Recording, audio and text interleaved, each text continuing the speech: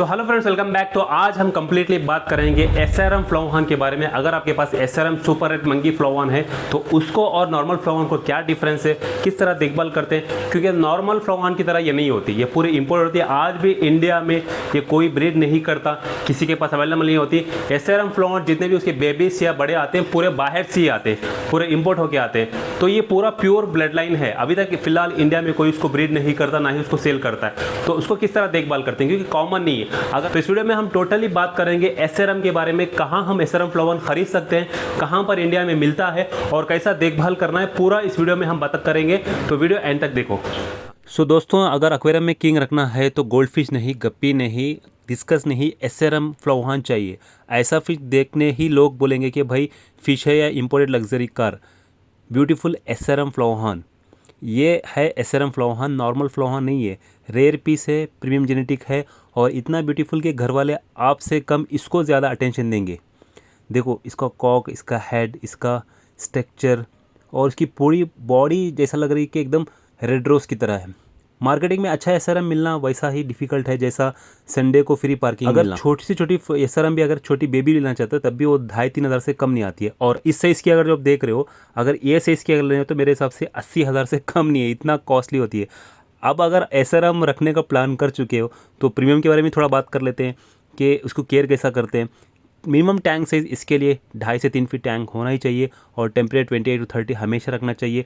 और water change हफ्ते में एक बार 30% ज़रूरी है। और इस फिशेस की खूबसूरती बरकरार रखने के लिए ऑफकोर्स आपको अच्छा फिल्टर सिस्टम तगड़ा रखना पड़ेगा और गुड प्रोटीन फूड, जिससे इसका कलरेशन मेंटेन हो और इसका हेड भी ग्रोथ हो। सिर्फ फिशेस को टैंक में डाल दिया और बोल दिया कि बेटे बड़ा हो जा, ऐसा नहीं होता है। ये फिशेस को फीड हाई क्वालिटी हो चाहिए, जिसमें स्प्रुलिना बिल्कुल मिक्स ना हो और श्रिम्प बेस ज़्यादा हो, प्रोटीन रिच हो और थोड़ा इंसेक्ट्स वगैरह का फोकस करता हो। रोज़ ओवर फीड मत करो। फिश ऐसी वेडिंग बफेट का गेस्ट नहीं है, उसको डेली फीड करना है। और फ्लावन अग्रेसिव होती है, इसलिए टैंक मेट्स रखने का एक्सपेरिमेंट मत करो, वरना सुबह उठोगे तो देखोगे एसआरएम बोलेगी टैंक मेरा, रूल्स मेरा और मैं ही मारूंगी। एक बात याद रखो, अच्छा एसआरएम फ्लावन मिलना ईजी नहीं है, लेकिन अगर जीनियन रेयर पीस मिल जाए एक्वेरियम का पूरा लुक वीआईपी हो जाएगा। और इसकी अभी बात करते हैं फीडिंग की, क्योंकि फीडिंग को लेकर बहुत सारे मिसकंसेप्शन है या बहुत सारे लोग कंफ्यूज होते हैं क्या फीड करें। नॉर्मल फ्लावन का एसआरडी का जो फूड आता है कंफा का, वही फीड करते हैं। उसमें 10 से 12% स्प्रुलिना मिक्स रहता है। हालांकि वो एसआरडी के लिए, कंफा के लिए अच्छा है क्योंकि वो पर्लिंग बढ़ाता है, पर्लिंग को फोकस करता है। लेकिन अगर आप एसआरएम को स्प्रुलिना मिक्स वाला फूड दे दिए तो उसमें पर्लिंग आ जाएगी, पर्लिंग थोड़ी बहुत मार्किंग वगैरह आ गई तो उसकी वैल्यू खत्म।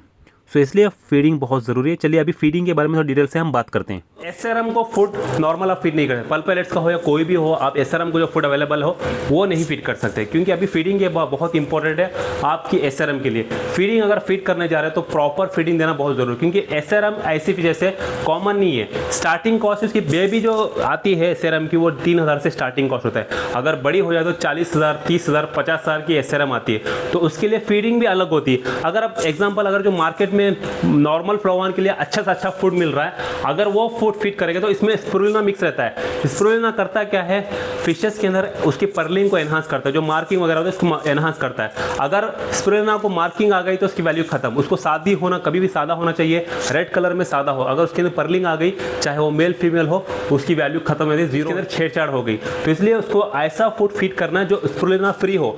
सो पल्प पैलेट्स की तरफ से आपको एसआरएम फूड ही अलग से मिलता है, जो इंपोर्टेड क्वालिटी का है, स्पेशली डिजाइन किया गया है एसआरएम के लिए। अगर ये फूड फीड करते तो आपकी स्प्रुलिना को एनहांसमेंट भी होगा, कलर फास्ट भी ग्रोथ होगी और पर्लिंग नहीं आएगी, क्योंकि इसके अंदर स्प्रुलिना मिक्स नहीं है। तो ये चीज दोनों में क्या डिफरेंस है मैं यहाँ पे आपको दिखाता हूँ, आओ। तो यहाँ पर देखो 2 फूड हैं पल्प पैलेट्स के, एक तो एसआरएम का है और जो पल्प पैलेट्स का, दोनों में क्या डिफरेंस मैं अभी आपको लाइव ओपन करके दिखाता हूँ। ये देखो फर्स्ट में ओपन करता हूँ, आपको सील पैक है। ये जो फ्लावन का फूड है जो काफ़ी प्रीमियम है, लेकिन ये अच्छा है, लेकिन आपके एसआरएम के लिए नहीं बना है क्योंकि इसमें स्प्रुलिना मिक्स है। मैं अभी इसको ओपन करता हूँ। इसके पैलेट्स देखो कैसे हैं, ठीक है। ये भी प्रीमियम क्वालिटी की है, लेकिन इसका अलग है। यहाँ पे रख देता हूँ मैं, ओके। अभी देखो मैं ये ओपन करता हूँ एसआरएम का, ये भी सील पैक है देखो, ठीक है, एसआरएम का फूड है। अभी मैं इसको ओपन करता हूँ, देखो देखो ये, ठीक है। अभी मैं इसको थोड़ा यहाँ पे रखता हूँ। सो दोनों में आप डिफरेंस खुद समझ में आ रहा होगा। देखो कैसा है, ये विदाउट स्प्रुलिना है, ये वाला विदाउट स्प्रुलिना है जो एसआरएम के लिए। डबल कोटेड एस्टैक्सिन रहता है। देखो ये कैसा है पेलेट्स, ठीक है, कैसा शेप देखो, कलर देखो। और ये भी एस्टैक्सिन, हाई इन एस्टैक्सिन है, लेकिन ये फ्लोहान के लिए। ऐसा थाई सिल्क हो गई, कंफा हो गई, या आपकी जो कोई भी प्रकार की एसआरडी होगी उनके लिए काफ़ी अच्छा है। हालांकि ये भी आप दे सकते हो, ऐसा नहीं कि प्रॉब्लम होगा, ये भी आप एसआरएम सुपर रेड मंकी फ्लोहान को दे सकते हो, लेकिन इसमें स्प्रुलिना 10 से 12% रहता है, जिसकी वजह से आपकी फिशेस को पर्लिंग जिसे बोलते हैं हम लोग, ये मार्किंग रहती है, ये मार्किंग इंप्रूव हो जाती है, मार्किंग में एनहांसमेंट रहता है। अगर ये आ गई एसआरएम को तो वो उसकी वैल्यू ख़त्म। लेकिन आप सुपर रेड मंकी में देखोगे तो यहाँ पर कुछ भी मार्किंग नहीं है, मार्किंग नहीं आती। अगर मार्किंग आ गई तो उसकी वैल्यू ख़त्म हो गई। तो इसलिए होता है कि दोनों का अलग अलग फूड है। सो यही रिकमेंडेड है। और दोनों का भी देखो यहाँ पे इंग्रेडिएंट अलग अलग है। यहाँ पर मैं आपको सबसे पहले दिखाता हूँ, ये एसआरएम का इंग्रेडिएंट देखो, यहाँ पे है insects, cricket proteins source mix है, और बहुत सारी चीज़ें अलग अलग हैं। लेकिन इसका देखो यहाँ पे है वाइट फिश मील, क्रिल मील, ये अलग अलग है, ब्लडवर्म प्यूरी वगैरह, इसमें ब्लडवर्म प्यूरी रहता है। लेकिन दोनों का अलग अलग फूड है और दोनों का कॉस्ट भी अलग है। इसका कॉस्ट अलग है, इसका कॉस्ट अलग है। ये आता है 399 रुपीज़ में ये वाला, और ये आता है 699 रुपीज़ में, 700 रुपये का आता है ये। सो दोनों का अलग अलग, यहाँ पर डिफरेंट देख लो। यहाँ पर ये है एसआरएम का फूड और ये है फ्लोहान का फूड। सो अभी आपके ऊपर डिपेंड है। मैं रेकमेंड करूँगा, अगर एसआरएम बेबी है, इवन बेबी को भी दे सकते हो। बेबी भी अगर छोटी होगी तो वो भी इसको पिक करके खाएगी आराम से। ऐसा नहीं कि बड़े दाने हैं तो कैसा खाएगी करके, पानी में चला जाएगा तो ये थोड़ा पूरा हल्का सा हो जाता है, तो अब आपकी एसआरएम आराम से इसको खाएगी, ठीक है। ये फ्लोहान के लिए। सो दोनों बेस्ट है, लेकिन दोनों का अलग अलग इंग्रेडिएंट है, दोनों अलग अलग फिशेस के लिए है। सो आप अगर लेना चाहते हो तो एसआरएम के लिए यही फीड करो।